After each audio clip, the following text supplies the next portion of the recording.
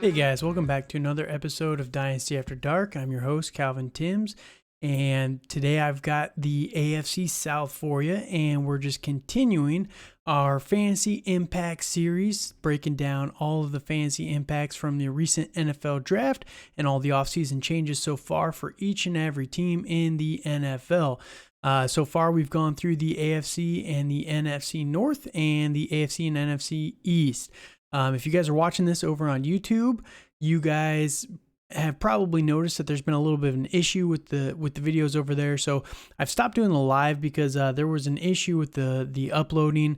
YouTube was kind of flagging the videos for some reason, but when I manually upload them, it's not having that issue. So I'm going to start recording all of these. Nobody was watching live anyway, so it doesn't really matter. It takes a little bit of stress off, if you're not live for whatever reason. But yeah, so I'm going to just keep uploading them. If you guys missed them for whatever reason, because they were all labeled as the AFC North for some stupid reason, I actually have the AFC, NFC, North and East up there on YouTube. So go give those a watch if you are looking for those on YouTube.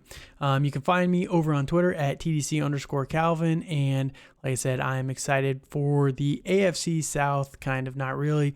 AFC South is an interesting division. So we'll leave it at that.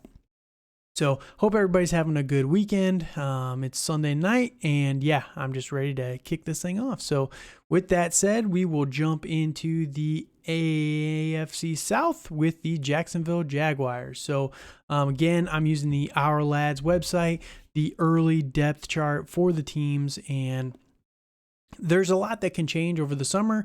Not saying that this is going to be the final roster by any means, but it's just helpful in my opinion. And the whole point of this series is to look at each team as a whole, because you see, Christian Kirk signed for $20 million for 4 years, massive wide receiver salary, right? But what else did they do in the offseason? It's sometimes easy to forget everything that a team does as a whole. And a holistic approach, right?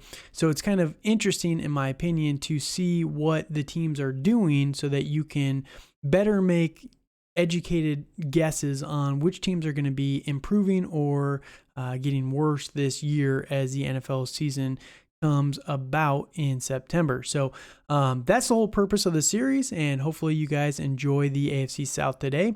That said, let's go right into the Jacksonville Jaguars. New head coach and all new coaching staff. With that, there is no more what's his name? I forget the old coach. He was just so bad. I forget who it was 2 years ago. Last year was Urban Meyer. How could I forget that? And the just absolute nightmare situation that the Jaguars were last year.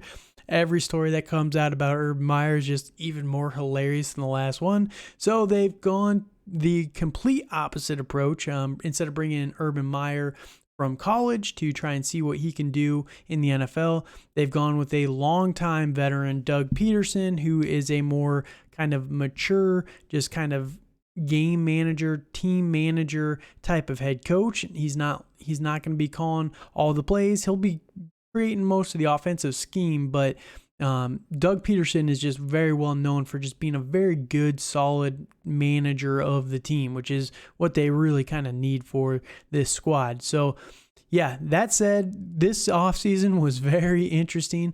So first they got rid of Urban Meyer, got the new coaching staff, and then they started it off by franchise tagging their left tackle, Cam Robinson. Not the best left tackle in the NFL, but they thought that they would franchise tag him, and I think they might have signed him to an extension, or they're working on an extension. I can't remember off the top of my head. They're trying to keep him around. They're trying to just keep this offensive line together as much as possible. But then they brought in Brandon Scherff from Washington, one of the best right guards in the NFL. They've got Jawan Taylor still. They've got Ben Barch still. Then they got Luke Fortner in the draft in the third round. He's projected year. You can already see he's going to be the starter for the team. I forget, somebody signed their starter. I forget who it was. Maybe Washington. I think they might have swapped these players. But yeah, they're really trying to build up the offensive line around Trevor Lawrence, the quarterback. Nobody knew there. Go figure. Generational talent. We'll put it in air quotes. But generational talent in Trevor Lawrence. I still think he's going to be really good for what it's worth. but they're trying to really improve the team around him, which I really think is a massive step forward for the team. They brought in Evan Ingram as a free agent as their tight end. That's been a massive hole for them for a few years. They lost DJ Chark in the offseason to free agency, and this is where the biggest problem on this team is right now. Their wide receiver depth chart is atrocious. So they brought in Christian Kirk, 4 years, $80 million. It's a ridiculous salary, to be honest with you. Christian Kirk has never even broken, I think, 800 yards in an NFL season, and they gave him one of the highest paying contracts for a wide receiver before this offseason. It was just crazy. They brought in Zay Jones.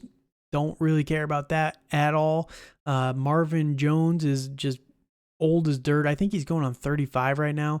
It's been a while since Marvin Jones was really relevant for the NFL, and they still got Laviska Shenault.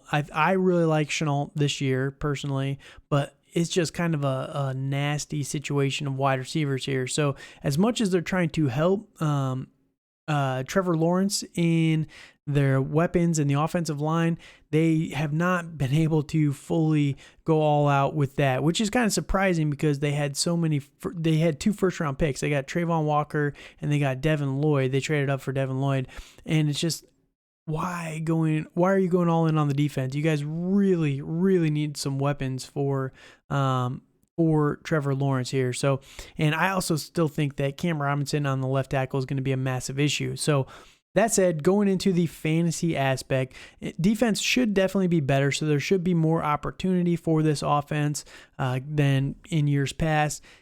Though they are in the AFC, and it's just a murderer's row right now in the AFC. This is honestly one of the only teams that I don't think have a playoff chance in the AFC right now.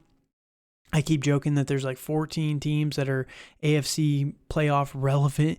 That means 2 teams are not, and both teams are in this division. So that's why I'm not super excited about the AFC South today. But again, Trevor Lawrence, I think that he's going to have a massive opportunity to step forward in year 2.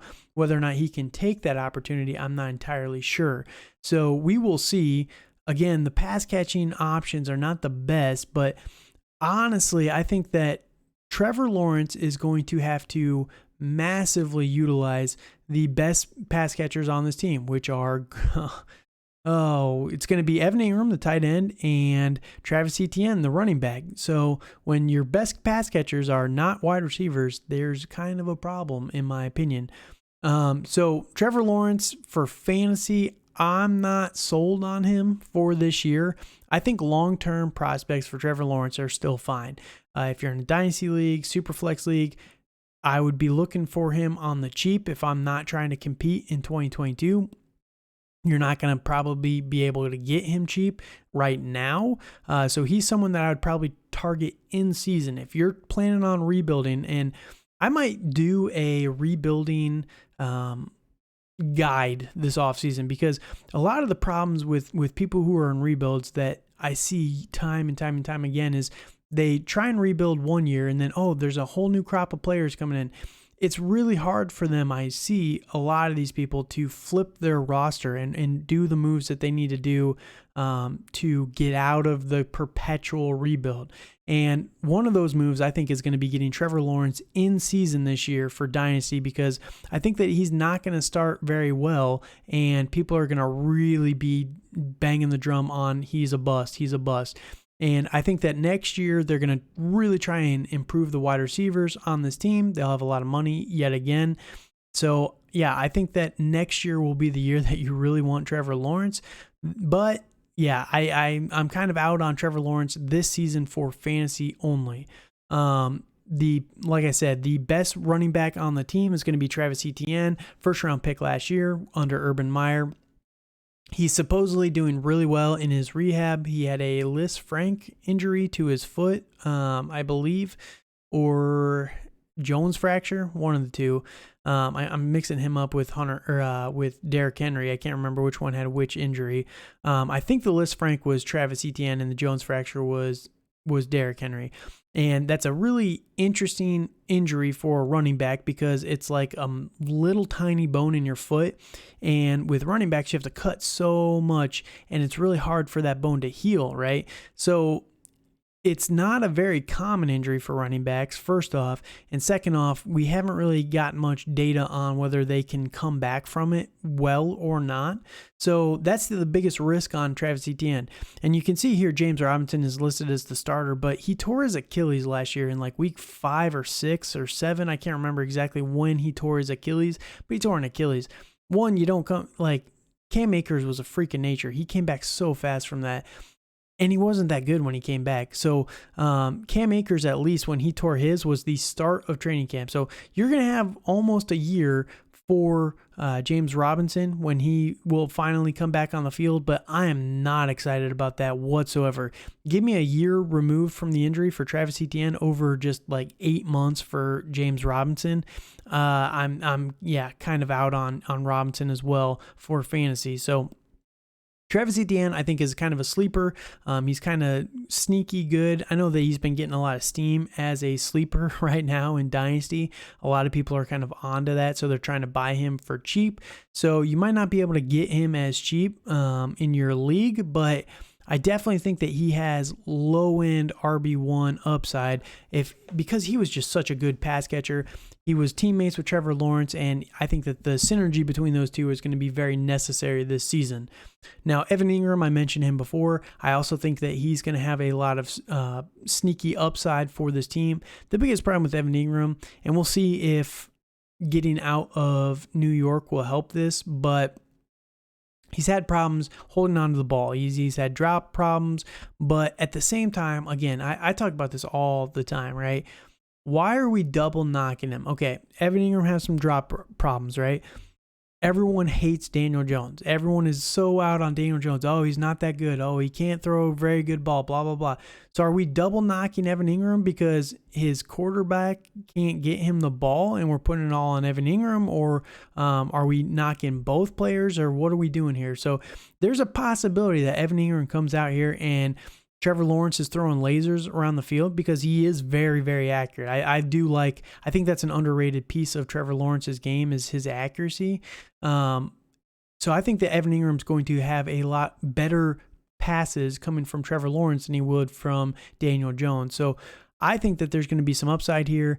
I think that he might be the best pass catcher in the receiving core for the team, but I could be wrong there. So I think that Evan Ingram has like definite top 10 upside potentially.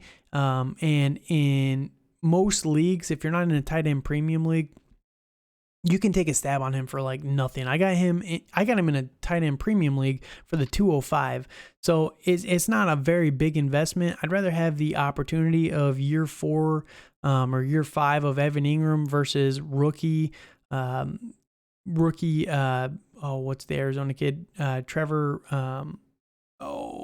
it's blanking on me right now. But the rookie from Arizona, I can't think of his name. But yeah, I would rather have Evan Ingram for that pick than him because you're going to have to wait on a rookie. The rookies just do not produce, and he's behind Zach Ertz anyway. So, yeah, I like Evan Ingram quite a bit if you need a tight end, and especially in tight end premium, I think that he's going to have a lot of targets. Now, going over to the wide receivers, that's where it gets a little, I mentioned the names earlier. I don't love them. I actually think that Laviska Shenault will be the best wide receiver on this core. Christian Kirk cannot stay healthy to save his life. He's playing in the slot already on the depth chart here. Shenault is going to be playing on the outside. Again, Zay Jones does not scare me. Marvin Jones does not scare me. And I hate the narrative. I hate it so much. Okay, Laviska Shenault was an interesting prospect coming out in 2020. Second round pick. So they liked what they saw from him. He was a kind of a I know it's overused, but he was a Deebo Samuel type player, right? They used him all over the field at Colorado. But Shenault had a pretty solid, not elite rookie season. He had kind of a low depth of target, but he was able to produce quite a bit after the catch. He was, I think, around like 8 or 9 yards after the catch on average for each one of his passes, which is great. That's a good number. Then last year, Urban Meyer comes in. The whole situation is a nightmare, the whole situation. And all of a sudden, it's all Laviska Shenault's fault that he's getting dump offs at the line of scrimmage. He's not getting, used on the outside at all. And it's his fault. Like, what are we doing here? I don't understand how the Jaguars suck and everything is Urban Meyer's fault, but Laviska Shenault, it's all his fault for the play schemes. Like, it doesn't make sense to me. So Shenault, if Trevor Lawrence is ever going to take a step forward, Shenault is going to be that guy. Or they're going to trade him to a wide receiver needy team like the Kansas City Chiefs. They were interested in Shenault before the NFL draft. Why would they be interested in him if he's not good? I think that Shenault is very talented. He is just been massively underused by Urban Meyer. He was pretty well used by, it's going to bug me. I got to stop doing these podcasts tonight, man. I got Dynasty in the morning. That's what I need to do because my brain is just blanking on all the names. I can picture the face, but I just can't picture the old coach's name when Shenault was a rookie. But yeah, Shenault was very solid as a rookie. He was solid. He had a few touchdowns. I think he had like 6 or 7 touchdowns as a rookie. I mean, they were very good. And that was with the nightmare Gardner Minshew, Nick Foles season. So Shenault's been able to produce with bad offenses so far. I like him as a sleeper. I really, really do. He's a year 3 wide receiver, so this is when most of them tend to really break out anyway, and we're writing off year 2 because it was Urban Meyer. So in my opinion, the only wide receiver you want from this team for fantasy is probably Laviska Shenault. So yeah, the Jacksonville Jaguars, I would not be shocked if they finished last place in the AFC South. And that leads to the second to last place team here, the Houston Texans. I actually think that they're going to finish above the Jaguars, and I like what the Texans have been able to do so far. I know that they've kind of had a little bit of an issue. They had the whole Deshaun Watson thing, trying to move him. They didn't want to move him last year because of the unknown of the suspension and blah, blah, blah, blah. So they just let him sit for the entire year. And whatever you think on Deshaun Watson, this year they finally were able to move him. And they got a haul from the Browns for Watson. And they used those picks in very good ways, in my opinion. So going into 2022, the coaching staff said pre-draft that they are going to give Davis Mills a shot. They're going to build around Davis Mills and see what the kid can do. Arguably, Davis Mills was one of the most impressive rookie quarterbacks of last season. And last year, if you do remember, they did trade up for Davis Mills in the 3rd round. So I know, I get it. He's not a first-round pick. The 3rd round picks, it usually doesn't work out very well, but there's quite a few 3rd round picks in the NFL that are elite talents. And I'm not saying that Davis Mills is going to be elite, but there is a real possibility that Davis Mills can be a starter for many, many seasons. Dak Prescott, Russell Wilson, just to name a couple right there. It's not impossible that he can really take ownership of this team if he does well enough. And when you look at what they did, they went Derek Stingley with their first pick, really trying to build up the defense there. And they went for left guard that they think can play tackle, supposedly, in Kenyon Green in the 1st round as well. So, they're really trying to build in the trenches, build at the positions of need with the cornerback. Jalen Petrie is the free safety, really trying to build out the secondary and help this defense out. They got Lovie Smith as a head coach. They fired their previous head coach, David Culley. And people were really mad about that because David Culley kind of overproduced for what he was doing. But, honestly, I don't hate it. Like, at the time, it felt like an emergency hire at the time. And, they moved on from him. Lovie Smith has experience being a head coach. And if you look at David Culley, and I don't want to kick him while he's down, but if you go look at his coaching career with all the other teams that he was with, it just wasn't that good. And he was like the 3rd oldest head coach in the NFL. It just wasn't a long-term option. So I'm not that excited about him long-term. I don't mind them moving on. They do bring in Pep Hamilton. I forget where he's from. I think he's from Green Bay, maybe, or Chicago. I know Chicago was actually trying to get him, so he's not from Chicago. I forget exactly what team he was with before. But Pep Hamilton is a very good, interesting offensive mind here. So we will see what he can do with this team. And when you look at this roster, it's actually pretty interesting. So they got Davis Mills, who showed pretty well as a rookie. Year 2 Davis Mills, he can definitely take a step forward. For fantasy, Superflex, it's hard to predict what he's going to be worth.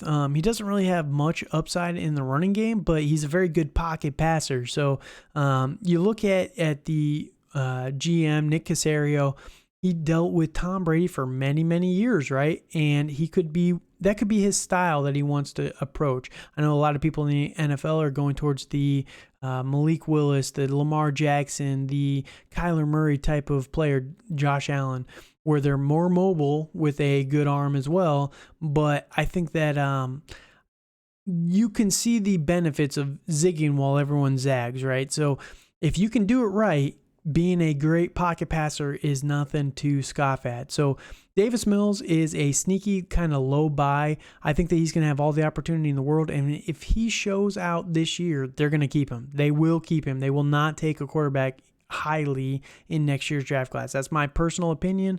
You can bank on that however you want to. Call me crazy, but if he shows out again, I think that they are going to make him the starter moving forward. So take that for what you will. Now you look at the running backs, and they took Dameon Pierce in the 4th round. He's listed 3rd here on the depth chart, but in front of him they've got Marlon Mack, who is post Achilles rupture himself. Rex Burkhead, who I think is like 34 years old. Dare Ogunbowale, Royce Freeman. What could have been if Royce Freeman would have been great, but former top 6th pick in fantasy drafts, Royce Freeman. And Dameon Pierce is primed to just take over this backfield. Very solid pass catcher. I wasn't that high on him pre-draft, but post-draft, if you go listen to my rookie breakdown, you got to move him up. You really do. They took him in the 4th round. I know it's 4th round. Oh, draft capital. Oh, no. But he's filling a very big need for the team, and he's going to have all the opportunity in the world. He is talented. He is very, very talented, but he's kind of he doesn't do anything exceptionally well. We'll put it that way, right? But Lovie Smith, defensive head coach, defensive coordinator for the team as well, they're going to want to run the ball a lot. And Dameon Pierce, he might not be the workhorse for the roster, but I think Marlon Mack might have a lot more carries than people want to admit. But Dameon Pierce is going to get a lot of the targets out of the backfield, the valuable touches there, and they want to use the running backs a lot more in this offense. So I like him quite a bit. You can invest whatever you want to, but I know that he's going for like a mid-second round pick right now in rookie drafts. And yeah, I think that he could definitely overproduce on that value. So that's my opinion on the running backs. He's probably the only one that I want to roster. I know Marlon Mack might have some use, but again, he's not very explosive post Achilles rupture himself. Now, you look at the offensive line really quickly, and like I said, they want to run the ball a lot more. They still got Laramie Tunsil, one of the best left tackles in the game. They brought in Kenyon Green, who was projected to be one of the best guards in this draft class and an instant starter. Justin Britt is a solid center. So the left side of this offensive line is very, very strong. AJ Cann, not really that exciting. Titus Howard, former first-round pick for the team in 2019. It's a solid offensive line. It's a solid above-average offensive line. So I think that they're going to be able to keep Davis Mills upright. And the only thing I will say, the downside of being a pocket passer, you have to have an amazing offensive line to keep that pocket as much as possible. And I think that they're going to be able to do that on an above average rate here. So yeah, I like this team and this offense to be sneaky good under Pep Hamilton. Tight end, Jordan Brevin, he was a 5th round pick last year. Maybe as a late stash in Dynasty, but other than that, I don't want any of these guys. So I'm just going to move on. Now, wide receivers, this is where it gets a little bit more interesting. So they took John Mechie III in the 2nd round. And if you remember, the New England Patriots, they've had an Alabama connection for many, many years. I don't think it's a coincidence that the Two of their top players that they took in this draft are Derek Stingley Jr. and John Mechie III, both out of Alabama. Nick Caserio kept that relationship, and he's going to continue to use Alabama as basically just a prep school for the NFL. So John Mechie is someone that's very interesting. He was kind of lower on a lot of people's boards. Nico Collins was the third-round pick last year. They didn't have a first or a second round. He was like their second overall player. I think they took him first, if I remember, last year, and then they traded up for for Davis Mills. I think that's how it went. But then they've got Brandon Cooks coming back. They extended him this year, gave him a no-trade clause, I believe. So Brandon Cooks is finally going to stick with a team for more than one season. I'm happy for him. And Brandon Cooks is only like 28 years old. He is young. I know he feels like he's like 35, 40 years old because he's just been moved so many times, but Brandon Cooks is still fairly young, and he is very, very good as a wide receiver. We saw it last year. He was still able to produce very well for fantasy. So I like Brandon Cooks a lot, especially with Davis Mills. Nico Collins having another year. We saw a little bit. He didn't get a lot of playing time last year, but I think that he's going to be able to command more of a presence on the other side of Brandon Cooks, and John Mechie in the slot is a dangerous combination. So again, this is a sneaky good wide receiving core, and right now I think that the Houston Texans aren't a playoff team. I don't think that they can be a playoff team, but I think they're very, very close. I think that the defense is ultimately going to keep them out of a lot of games. They still need a lot more talent there. You can see that a lot of these guys are late picks, free agents. They're not really the best guys, but if they can just tread water, I think that they can finish as a 8 or 9 win team this year. So yeah, I think that for fantasy, the Houston Texans are going to be very interesting this season. So let me know what your thoughts are on the Texans, how many wins you guys think that they can do. If you're watching over on YouTube, comment down below how many wins you think that the Texans can get this season if you made it this far in the video. Now we're going on to who I think is going to be the the second place team in this division, and that's the Indianapolis Colts. And a lot of people are really high on the Colts this year, and I get it, but I don't at the same time. Like they traded. All right, breaking it down. Biggest thing they did this offseason is they moved on from Carson Wentz. They traded him over to Washington, and then they used one of their third-round picks that they got for Carson Wentz. They got 2 third-round picks from Washington. Used one of them to trade for Matt Ryan from Atlanta. Atlanta moved on. They're kind of doing their rebuild, and we'll get to Atlanta next time. I'm kind of excited about them a little bit. I'm kind of low-key an Atlanta fan. I want them to do well for some reason. But they did lose their defensive coordinator. Matt Eberflus went over to be the head coach of Chicago. Still have Frank Reich. Still have Marcus Brady for the second year as the offensive coordinator. They brought over Gus Bradley to be the DC. It's not really much of a difference for the defense. They really didn't lose too many starters. They didn't really get any new starters this free agency. So nothing there. They did bring in Stephon Gilmore to be a cornerback for the team, which is a little bit of an improvement there. But this is a very good defense. It's a solid, probably top 10 defense in the NFL. Kind of a weird defense, to be honest with you, but it's a good defense. But you go over to the offensive side of the ball, and this is where I have my problems. So first off, you moved on from Carson Wentz, and I get it. You didn't, basically the owner, he did not like Carson Wentz. He just didn't get along with him. It's tough. What can you do if the owner doesn't like you? It's basically, that's all you can do. So he wanted to get rid of Carson Wentz, and they moved him over to Washington. But Carson Wentz was good last year. I know it's easy to hate on Carson Wentz, but he was solid. He wasn't clutch. Don't get me wrong. He had a lot of flaws in his game, but he had 27-7 touchdown to interception ratio. He threw for like 3,600 yards on a team with no wide receivers. None whatsoever. They had nothing. The top 5 best offensive line in the NFL. They were like bottom 10 for most of the season. They were just terrible. They did not play like a top 5 offensive line last year, despite being the most expensive offensive line in the NFL. So what was Carson Wentz supposed to do? Like, honestly, that's the one thing that annoys me so much about the Carson Wentz thing is everyone says, oh, he's so bad. He's so bad. What did you want him to do? He was throwing to Michael Pittman and nobody. He was throwing to nobody. Mike Strachan, like, who are the wide receivers on this team? So that leads into the biggest problem that I still have for this team. So they go out and they get Matt Ryan. Fine, that's great. It's a wash, basically, from Carson Wentz. Matt Ryan is no better than Carson Wentz. Everyone likes to think that Matt Ryan is the Super Bowl run with Kyle Shanahan, Matt Ryan, but he has never been that good since then. He's not clutch whatsoever. Matty Ice is the most hilarious nickname because he folds under pressure literally every time there's a big situation. So you basically did a wash. Carson Wentz for Matt Ryan. That's fine. Whatever.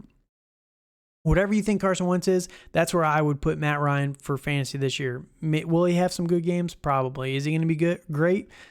Probably not. So I think that Matt Ryan's probably going to finish like 18 to 20. That's my guess in fantasy. Because here's the biggest issue. You got Jonathan Taylor at running back. Great. Awesome. Nyheim Hines. Great. Awesome. Solid running back core. Tight end. You got Jelani Woods in the 3rd round. That's awesome. I love that. I really do. You got Mo Alley Cox. Okay, he's a gigantor. He's the world's largest man. But really nothing else too exciting there. Jelani Woods is long-term interesting, but he's a rookie right now. And I don't really want to invest in a rookie for fantasy football this season. If you're stashing him, yeah, that's fine. But again, it's going to be a little while probably before he really takes a step forward. Now, wide receivers, you've got Paris Campbell. If he can stay healthy, yet again, he feels great right now, supposedly. You got Alex Pierce in the 2nd round of the draft this year. And you got Michael Pittman. Okay, that's awesome. Who's the difference maker on this wide receiving core? If Paris Campbell gets injured again, okay, you're rocking with Alec Pierce, a rookie, Michael Pittman, and Kiki Kuti. Like, where is the depth at wide receiver?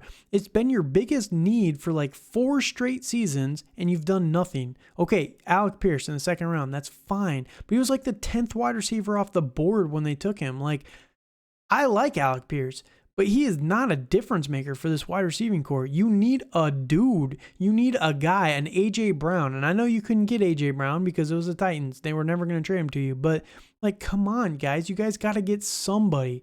Because I don't think that Michael Pittman and Alec Pierce and Paris Campbell, for the 3 games that he plays, are going to be enough. Now, that's why I'm pretty much out on Matt Ryan. I think that he's going to have some good games, but he's got no rushing upside, none whatsoever. Jonathan Taylor and Nyheim Hines are very good, so they're going to just continue to eat. Matt Ryan can dump it off to the running back. He doesn't do it a ton, but he does do it enough to keep them fantasy viable. So no reason to knock Jonathan Taylor for that. Nyheim Hines might see a little bit of a decreased load in the passing game, but not enough to be super detrimental to him. But the wide receivers, again, who's going to be the number 1? Michael Pittman? Okay, that's fine. Is anybody else going to be even fantasy viable this year? And I know that people are all over Michael Pittman this year. Oh, this is going to be the breakout year. This is going to be the breakout year. There's no way, because the defenses are going to key in on him so hard because, again, tight end, you don't have a difference maker there. I mean, Mo Alley Cox is a physical difference maker, but on the field, he's not really that big of an explosive weapon. I know that he's a massive threat in the red zone, but he's just not that good most plays. We'll put it that way. So you don't have difference maker there. You got Jonathan Taylor. Okay, awesome difference maker, but he's not a primary pass catcher. Michael Pittman is going to probably see double coverage almost every single game. They're going to have, a cornerback on him, and then they're probably going to put the safety leaning over to his side every single play. You're going to make Alex Pierce and Paris Campbell, Paris Campbell, while he's healthy, beat you on your defense, and I just don't think they can. So that's my thoughts on the wide receiver core. I think that it's going to limit Michael Pittman because he needs another dude. I don't think Michael Pittman is the alpha that everybody wants him to be. I think that he needs an alpha to really produce for fantasy, and I think that he's just going to be a side effect cause of all of the moves that have been done. And this sucks because I just recently moved to Ohio about a year and a half ago, and I lived in Indiana. I still work in Indiana. I know a ton of Colts fans. My family lives in Indiana. I go to a Colts game almost every year, every other year, and I want them to be good. I just don't think they're good. They continuously just ignore the problem with this team, which is the wide receivers. They need a dude. Look at all of these wide receivers. They're all second-round picks. This is not Green Bay, guys. You don't have Aaron Rodgers to elevate someone like Devontae Adams, right? And you also don't have Devontae Adams here. So you guys need an alpha. Go get somebody. Please, just go get somebody. So I think that they're gonna be okay. They're gonna be good enough this year, but they're gonna fall short yet again. And if they fall short, are they going to move on from Matt Ryan next year? Are they going to move on from Frank Reich? I have no idea because this team is kind of like good, but not great. They're not great, and that constantly puts them in the, well, what do we do to kind of patch the holes? They're like the Vikings for many, many years, right? Where they're good enough, but they're not great enough. So I think that's going to be another year for the Indianapolis Colts. But for fantasy, still love Jonathan Taylor. You might have a few good weeks from Matt Ryan. Jelani Woods is a nice stash, and Michael Pittman might be good. It all depends on if Paris Campbell can stay healthy and Alec Pierce, if he can be more than a rookie this season. So, yeah, there's a lot to prove for me personally from the Indianapolis Colts this year. So that's my thoughts on the Colts. Fantasy value, I think it's overinflated in my opinion. Everyone except for Jonathan Taylor is overinflated. So, that's my analysis.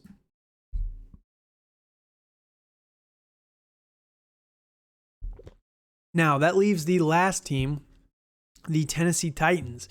And the Tennessee Titans, I think, are actually going to be the best team in this division. I think they're going to win it and lock in the playoff seed for this division. I don't know if the Colts will get a playoff seed because the AFC is so competitive.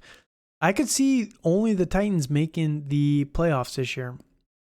And everyone goes, oh, but they don't have as good of a roster as the Colts do. Oh, blah, blah, blah. But they do. It doesn't matter. They were injured and beat to hell last year, and they still got the number one seed in the entire AFC last year. I love Mike Vrabel as a coach. He is probably one of the top 5 coaches in the NFL right now.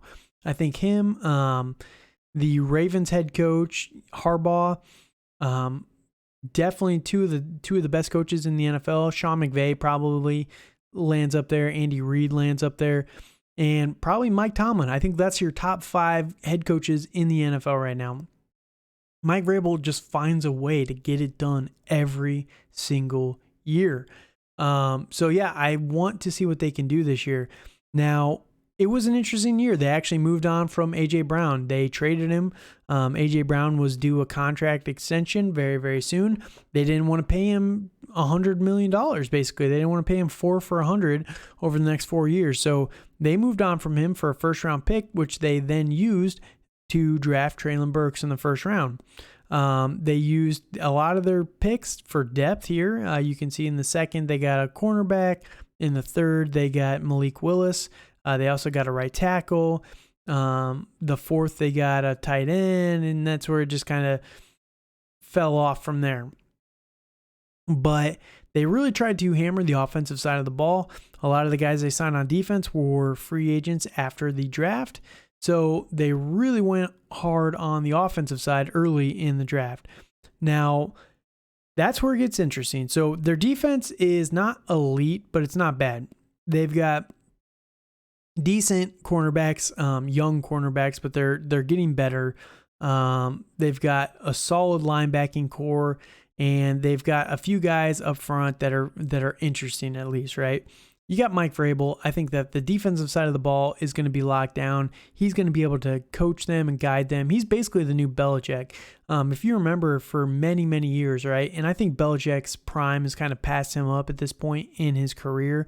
But for many years during the dynasty run, right, with Tom Brady, Belichick would get these guys who aren't the best, not the most exciting guys, and he was able to make them overproduce what their value was, and what everybody kind of thought they would be. Mike Vrabel's doing the exact same thing. So I think that he's kind of taken that mantle for me personally as the only successful Belichick disciple. And he's doing kind of the same thing that Belichick did for many years. So I really like Mike Vrabel, and I think that this defense is going to be solid. Now you go to the offensive side of the ball. Their offensive line is fine. No real big changes on that side. They got depth in the third round and then a couple free agents after the draft. Nothing really is changing there. So the offensive line, they have a very solid offensive line, much better run blocking unit than a pass blocking unit, but they're good either way. They're not detrimental in either department. They brought in Austin Hooper to be the tight end in free agency. He was cut from Cleveland, and they signed him. They brought in Treylon Burks, and they traded for Robert Woods from the Rams. Now, they still got Ryan Tannehill as the starter. Derrick Henry is the starter for running back, but they brought in depth at both of those positions. They brought in Malik Willis, very interesting, in the third round, and then Hassan Haskins in the fourth round, who is hilariously kind of a Derrick Henry type of prospect. He's just a massive human. He's a very big, thick boy. He's not Derrick Henry big, but he's a big guy. And if for some reason Derrick Henry misses a lot of time, Hassan Haskins is going to be the most valuable dynasty stash you can possibly have. You look at the guys behind him, there's nobody that's going to be able to outproduce Hassan Haskins in this offense given the opportunity. Derrick Henry is getting old. Hassan Haskins, I think, is a massive stash for Dynasty because of that fact alone. Mike Vrabel is going to be around for a long time. He's going to want to run the ball with the play action, no matter who the quarterback is, Willis or Tannehill.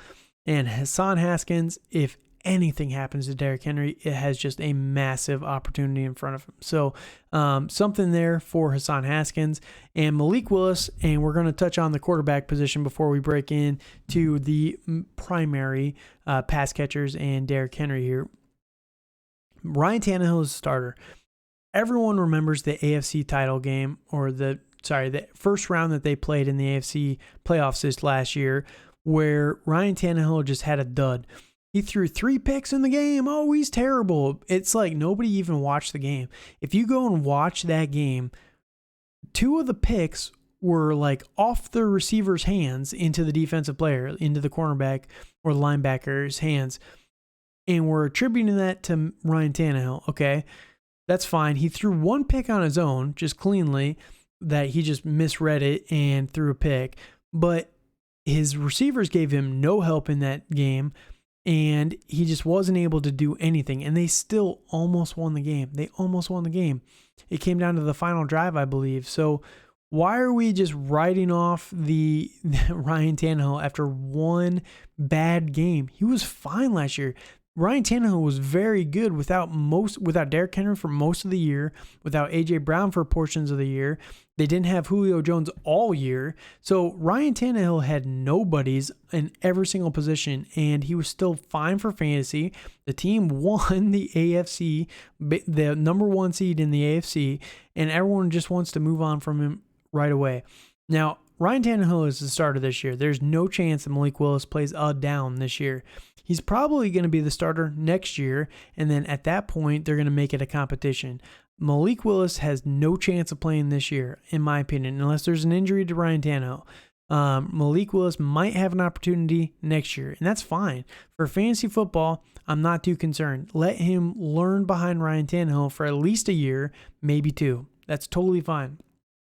I know that the common thing is, oh, they've got to come in and play right away, but if I have to stash Malik Willis for 2 years, the upside that he has just from a physical standpoint is immense. I am willing to do that personally.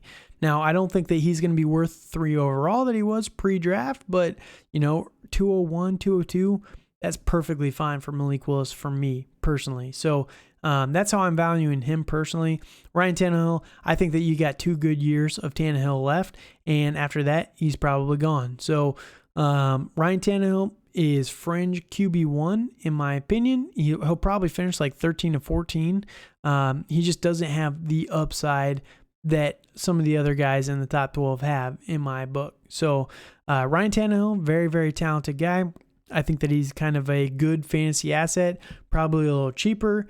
And I think that he's going to start for 2 years. So yeah, all in on Ryan Tannehill this year and next year. Now you go to the running back, you got Derrick Henry.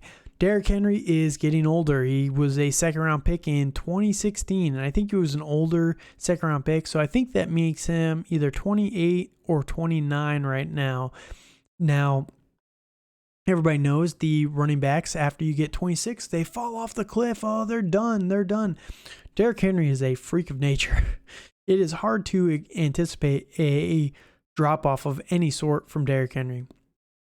If he continues to play like he has the last couple of years and avoids injury, which he has most of his career, man, he is going to win people leagues because he's going in the 5th round of most startups right now. He can be had for very cheap for a starting workhorse running back, but the risk is much higher this year, in my opinion, than it has been in the past. We saw last year he had the Jones fracture. I think that was him.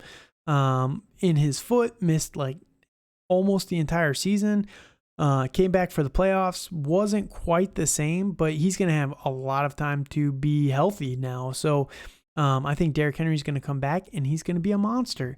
And if he can stay healthy, he's going to be a fantasy stud once again. Now, I don't know how many years you're going to have Derrick Henry left, but the dude's so big and so freaky athletically. It would not shock me if he plays until he's like 32, 33 years old, kind of like an AP. But we will see. He's well past his prime as a running back already, and he still looks good. So Derrick Henry, sneaky low kind of buy maybe in your leagues because he is a little bit of a discount versus what he can be if he stays healthy. Like if Derrick Henry stays healthy, you're talking about a top 3 running back in fantasy football, and he's probably going for RB12 value right now. So, it's a definite win if you can get him for cheap, but it is a lot of risk as well. So Derrick Henry is interesting. Hassan Haskins, I talked about earlier. If anything does happen to Derrick Henry, Hassan Haskins is going to be a monster behind him. Now you look at the receivers. I mentioned them earlier. Treylon Burks, Nick Westbrook-Ikhine, and Robert Woods are the primary starters for the team. Robert Woods in the trade from the Rams is kind of interesting. He tore his ACL mid-season last year. They brought in Odell, the whole thing there, won the Super Bowl without Robert Woods being healthy, but he is recovered supposedly, and he should be able to start at the beginning of the year. He's kind of interesting. Not really the type of wide receiver I would picture that goes well with Ryan Tannehill. The biggest thing for Ryan Tannehill is Treylon Burks, the rookie first-round pick. He is basically a mini A.J. Brown knockoff, if you will. And the question is, can he be what A.J. Brown was? Because A.J. Brown, what made him so dangerous for this team wasn't that he was just a good wide receiver. It's that he was one of the most explosive wide receivers in the NFL. You could catch a pass, break 3 tackles, and score 50-yard touchdowns almost routinely, or run the ball, turn a 10-yard pass into a 50-yard gain, right? Routinely, because he was just a stud. He was a monster, right? So whether or not you can get even 75% of that from Treylon Burks is the question. Treylon Burks, very interesting prospect. I've talked about this in my rookie breakdown. He was so good at Arkansas, has a little bit of a weight problem, didn't test the best at the combine, and is all over everyone's board. I'm still all in on Treylon Burks. I think that he's very good. The fact that he did it while having weight issues in Arkansas, they got the ball in his hands and they made him into a weapon. He did the A.J. Brown type of thing in college. There's no reason to think that he can't do it to this, maybe not the same level in the NFL, but he can still do the A.J. Brown, Treylon Burks role, which is get the ball in his hands and just make plays. Now, again, if he can be 75% of A.J. Brown, you're talking like a top 12 fantasy wide receiver at that point. If you can get 75% of A.J. Brown, if he can be 100% or even better than A.J. Brown, you're talking about a top 4 dynasty wide receiver. So there is all the upside in the world on Treylon Burks.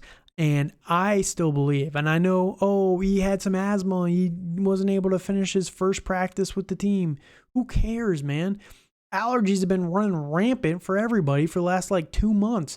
It's just been a nightmare. If you live in Ohio like I do, or Tennessee, where it's just massive allergy states, man, it sucks. So I get it, Maybe he has a little bit of asthma. Who cares? It didn't stop him from playing in Arkansas, so why do we care if he's not able to practice this year? Now, the only thing I will say about Treylon Burks, the weight does kind of concern me a little bit. He needs to get that under control. He really needs to just spend all of his first-round pick money on getting a physical trainer and a chef, and that will help him so much, because if he can maintain that body weight, man, he's going to be a stud. He will be a monster. So I think that you're going to be able to, like Jamar Chase last year, not being able to catch the football. I think you're going to be able to get Treylon Burks because he's unathletic and he's fat. Who cares, man? I think that he's smart enough that he knows what he needs to do to maintain himself in the NFL. And a lot of these guys are going to be able to recommend him to a personal chef. You know what I mean? So personal chefs will be able to get him top shape. So not worried about it at all.